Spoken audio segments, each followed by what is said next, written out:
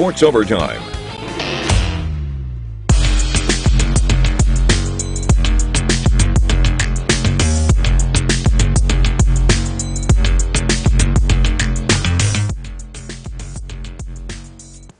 Oh, welcome into another episode of Sports Overtime. Thank you, as always, for joining us. With the start of the school year inching closer, Michigan State basketball player Davis Smith decided to give back to the community today. The son of Spartan legend Steve Smith held a back-to-school supply drive on campus, and as our Ian Kress was there, and he shares us why this means so much to Davis. The Smith family has a strong legacy on Michigan State's campus, and Davis Smith is adding to it. I was just laying down in my room one day and I was like, man, I gotta do something that's gonna make an impact, further than basketball. It's like a line of like a family thing. So just seeing my dad do the thing he does and then seeing how he contributed to his mom, just for me being able to be in the building just in general, and then have an event like this, man, it just means the world. The biggest and most important reason Davis Smith wanted to give back to the community is because it's a place that has done so much for him and his family. The cherry on top was being able to do it inside the building that is named after his grandma. And he also said it didn't matter how many people showed up on Sunday, whether it was 1 or 1,000, he just wanted to make an impact. Just because, I was a Michigan State fan my whole life, growing up. So, being able to meet the players, that was always a big thing for me. So, seeing all these kids come by and grab a basketball, it's everything. I got blue and green binder and a lot of notebooks. And then those. Are you ready to go back to school? No. Davis also said he plans to turn these back-to-school drives into a yearly event. In East Lansing, Ian Kress, 6 Sports. Well, thank you, Ian. The excitement keeps building as we get closer to the start of the Michigan State football season, and recent practices have included someone getting mic'd up. The latest was transfer tight end Daniel Barker.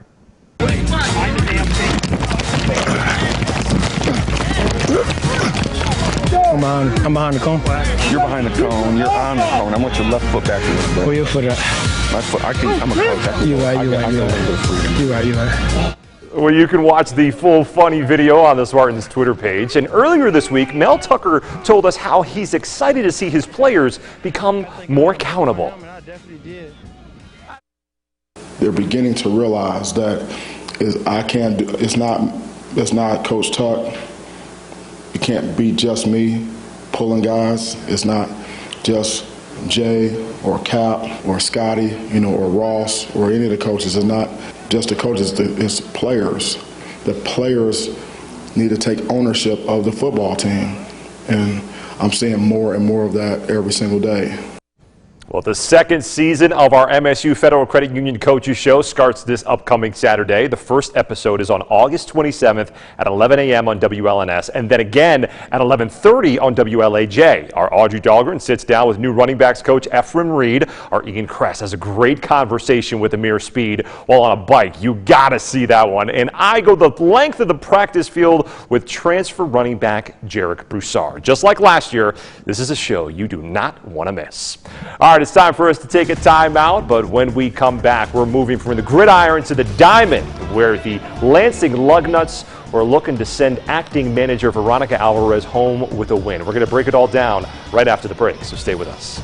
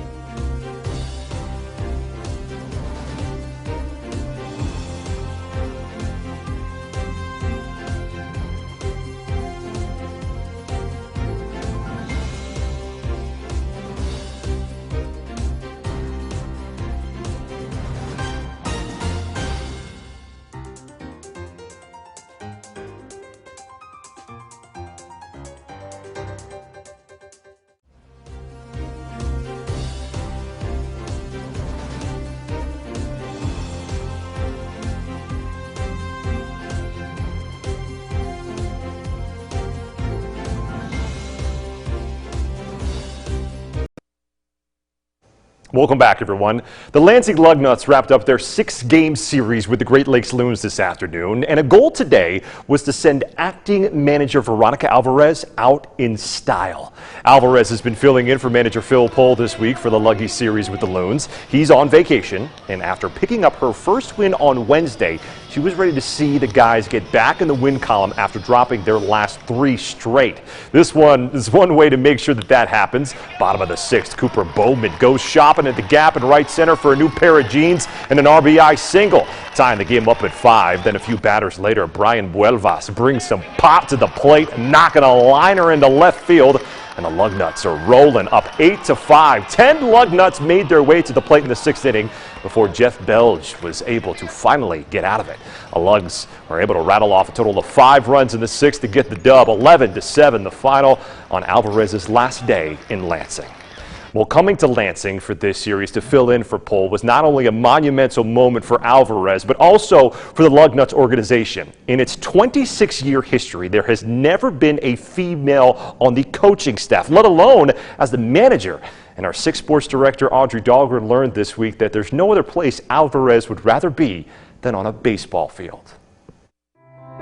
At 5 years old, Veronica Alvarez started playing baseball. Yes, you heard that correctly. Not softball, but baseball. I remember being the little girl that wanted to play the game, and my brother started playing, and I remember sitting next to him and being like at every one of his practices and games, eagerly listening to the coach, wanting to participate. Sure enough, she would get her chance to play America's favorite pastime while growing up in Miami. And a lot of it was because of the support she received from her parents, who were born in Cuba, making Alvarez a first-generation American. I feel very connected to my Latin roots, and in that culture, girls and women aren't really promoted to do these sorts of things. So I always mention that and how grateful I am for my parents that they, the moment I said I wanted to do it, they tested me out in ballet one time, I ran away, and then they supported me after that. Alvarez was a catcher during her playing days, and after college was able to play on the women's national team for USA Baseball from 2008 to 2015, which ultimately